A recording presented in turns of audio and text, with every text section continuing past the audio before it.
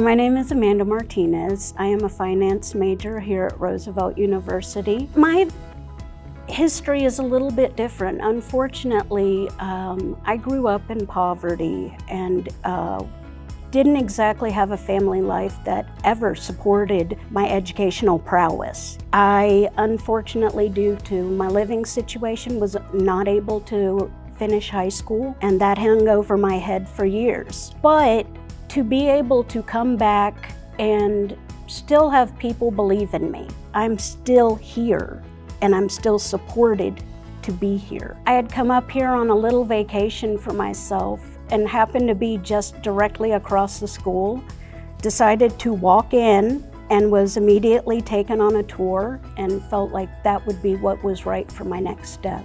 It can be very difficult when you're first coming in as a non-traditional student. You come in like, oh my gosh, nobody's gonna wanna talk to me, no one's gonna interact with me.